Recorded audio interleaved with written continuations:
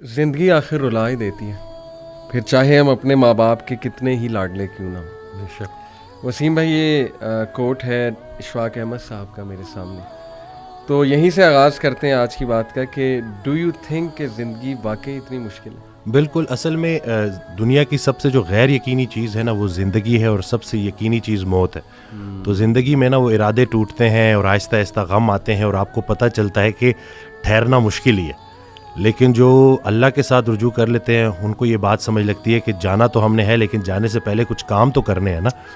تو وہ جو کام میں مصروف عمل، ابھی ہم بات کر رہے تھے کہ جو اللہ کے کام کر رہا ہے، جو مصروف ہے، تو پھر وہ ان چیزوں کو اپنے اوپر، اس غم کو اپنے اوپر حاوی نہیں ہونے دیتا۔ حضرت واصف رحمۃ اللہ ایک شعر پڑھا کرتے تھے کہ غم بھی گزشتنی ہے، خوشی بھی گزشتنی، کر غم کو اختیار کے گزرے تو غم نہ ہو۔ تو یعنی کہ غم کو قبول کرنا ہے، اس کو ریڈ کرنا ہے، اور اس میں نا بڑا لیسن ہے۔ صحیح بات۔ تو یہ اللہ تعالیٰ ہماری برداشت، سب سے بڑی قوت برداشت ہے۔ بالکل صحیح۔ تو ہماری یہ برداشت بڑھانے کے لیے اللہ تعالیٰ غم بھیجتا ہے، صحیح، اور آہستہ آہستہ صبر کے ذریعے، نماز کے ذریعے انسان جو ہے نا اس مشکل سے نکل آتا ہے، کیونکہ اللہ کا وعدہ ہے کہ ہر سختی کے ساتھ آسانی ہے۔ تو سختی کے بعد آسانی ہے، اور اکثر لوگ جو نا امید ہو جاتے ہیں نا، تو اللہ کی رحمت سے نا امید ہونا اصل میں اپنے مستقبل سے نا امید ہونا ہے۔ تو جب آپ اللہ سے پر امید رہتے ہو، ہوپ فل رہتے ہو، تو پھر وہ دن خیر سے گزر جاتے ہیں۔ کیا بات۔ وسیم بھائی، اگر ہم دنیا پہ نظر دوڑائیں، ایسے ایسے غم ہیں نا، یعنی لوگوں کی جب سٹوریز سنتے ہیں اور اوور آل ورلڈ میں دیکھ لیں آپ، اور جو ہسٹری میں پاسٹ میں ہوا ہے، مطلب ایسے ایسے غم آپ کو نظر آئیں گے نا کہ انسان رو پڑتا ہے کہ یار واقعی دنیا میں بڑا غم ہے۔ لیکن اگر ہم یہیں پہ رک جائیں نا کہ بس دنیا میں بڑا غم ہے، زندگی بہت مشکل ہے، تو پھر تو ہوپ لیسنس ہے، پھر تو جو ہے نا وہ ایک ڈارکنیس ہے، ایک اندھیرا ہے۔ دیٹس وائی آئی سے ٹو پیپل کہ دیکھو جو ایتھیزم ہے وہ یہیں پہ رک جاتا ہے۔ بالکل، وہ کہتا ہے کہ بس we are all here and we are doomed, اور بس ٹھیک ہے، سفرنگ بھی ہے، کیوس بھی ہے، ڈارکنیس بھی ہے، اب کیا کر سکتے ہیں۔ بٹ جب تک اسلام ہمارے پاس ہے نا وسیم بھائی، دیکھیں اللہ سبحانہ و تعالیٰ نے پہلے ہی ہمیں بتا دیا، جیسے آپ نے کہا نا ایکسیپٹنس، بالکل، اللہ نے ہمیں ایکسیپٹنس دلائی ہے کہ دیکھو اس کو ایکسیپٹ کرو کہ یہ دنیا ایک مشکل کی جگہ ہوگی، یہاں تمہیں مشقت کرنی ہوگی، اسٹرگل کرنی ہوگی، وی ول ٹیسٹ یو، ہم دیکھیں گے تم میں سے کون ایمان والا ہے، کبھی بھوک سے، کبھی خوف سے، کبھی خوف کا انفیکٹ ذکر ہے کہ خوف سے ٹیسٹ کریں گے۔ آئی تھنک انگزائٹی میں خوف کا ایلیمنٹ کافی جو ہے وہ حاوی ہوتا ہے۔ پھر لاس آف لائف سے تمہیں ٹیسٹ کریں گے، لاس آف فروٹ سے تمہیں ٹیسٹ کریں گے، لیکن وبشر الصابرین۔ اور دیکھیں اللہ نے پورا طریقہ بتایا ہے کہ دیکھو نا امید نہیں ہونا ہے، اگر یہ پرابلمز آ جاتے ہیں تو پھر اللہ طریقہ بھی بتا رہا ہے کہ تم نے ہوپ کیسے پکڑنا ہے۔ جیسے آپ نے کہا کہ نماز ہے، پھر صبر ہے، تو how amazing is the philosophy of our religion. بالکل، سبحان اللہ۔ اور جو ایتھیا سے جو نہ ماننے والا ہے، وہ میں اس کو یہی بولوں گا کہ وہ بیچارہ اللہ کی نعمتیں بھی استعمال کرتا ہے اور اللہ کو مانتا بھی نہیں ہے۔ سبحان اللہ، ٹھیک ہے نا۔ تو تحقیق جو ہے نا وہ آپ کو بعد میں وہاں پہ پہنچائے گی جہاں تسلیم پہنچائے گی آپ کو پہلے۔ تو جو سرنڈر کرنا ہے نا، یہی سب کچھ ہم نے کرنا ہے۔ ایک آڈیو میں وہ بیان کر رہے تھے حضرت، تو انہوں نے کہا کہ پورا سرنڈر کرنا ہے۔ تو جواب آیا کہ حضرت اتنی کمزور صلاحیتوں کے ساتھ پورا سرنڈر کیسے کروں؟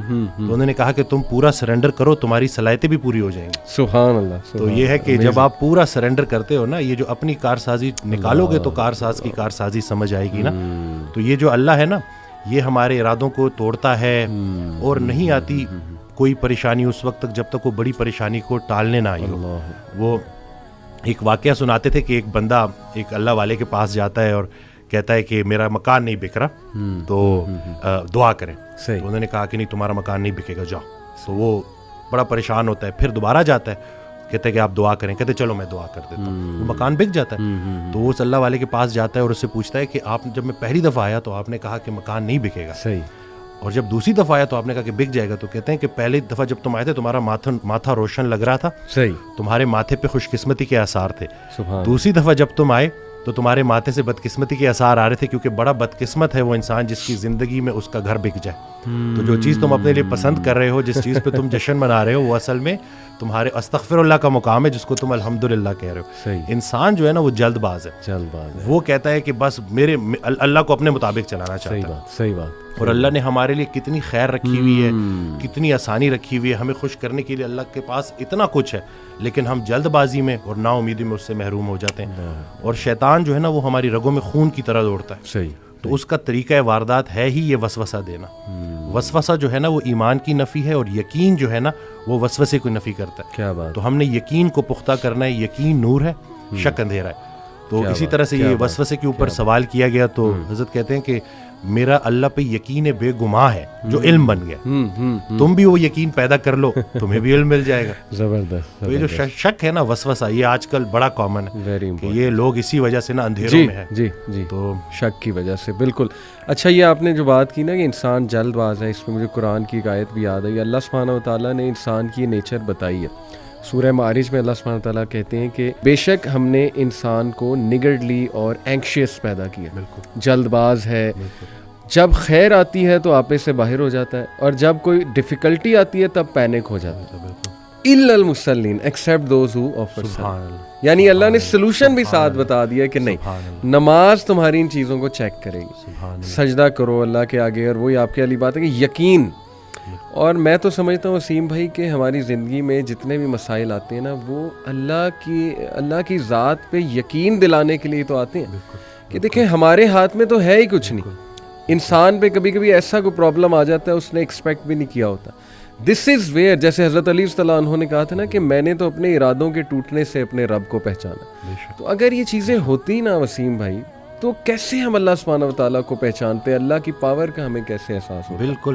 اشفاق احمد صاحب کی بات سے آپ نے سٹارٹ کیا تھا تو مجھے ایک واقعہ یاد آ گیا کہ ایک شخص ان کے پاس گیا اور کہا کہ اشفاق صاحب کوئی زندگی آسان کرنے کی ٹپ دے دیں. تو انہوں نے کہا میں تمہیں موت آسان کرنے کی ٹپ نہ دوں. تو کہتے ہیں چلے وہی دے دیں. کہتے ہیں اگر تم اپنی موت آسان کرنا چاہتے ہو تو جاؤ کسی کی زندگی آسان کر دو. اللہ. تو جو اللہ کا کام کرنے والے ہوتے ہیں وہ گلہ نہیں کرتے, وہ شکر کرتے ہیں اور لوگوں کے کام آتے ہیں. وہ سارے کام جو ہے نا وہ اللہ پہ نہیں ڈالنے, اللہ کے بہت سارے کام ہیں جو ہم نے کرنے ہیں. اور دوسرا یہ کہ خواہشات, یہ جو دنیاوی خواہشات ہیں, یہ جو فانی چیزوں کی محبت ہے, آپ کو جیتے جی فانی کر دیتی ہیں. اور یہ جتنا کچھ بھی ہے نا وہ ایک شعر ہے کہ تیرے سوا کروں پسند کیا تیری کائنات میں, دونوں جہاں کی نعمتیں قیمت بندگی نہیں.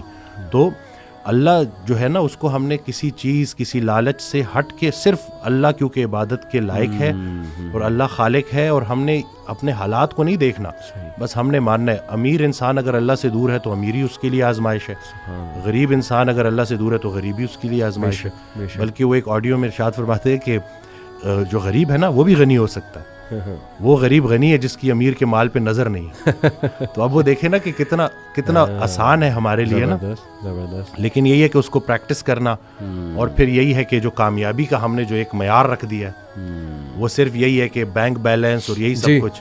تو انسان بھی بیچارہ نا بڑے بڑے گھر بناتا ہے اور سوتا اسی ایک چھوٹی سی تنگ سی جگہ پہ ہے, بستر پہ, جتنی اس نے قبر میں سونا ہے. صحیح بات. اور یہ ہے کہ وہ حضرت کہتے ہیں کہ جو چیزیں تم نے اپنے مرنے کے بعد ویسی چھوڑ جانی اس کو اپنی زندگی میں کیوں نہ چھوڑ دو. ایک اور جگہ کہتے ہیں کہ جن کو تم نے اپنے مرنے کا غم دے کے جانا ہے ان کو اپنی زندگی میں تھوڑی خوشیاں تو دے جاؤ. تو یہ جو ہے نا عمل, مصروف عمل ہونا ہے اور ارد گرد کے لوگوں کے کام آنا ہے. جی, اٹ سمز اٹ آل اپ, ماشاءاللہ.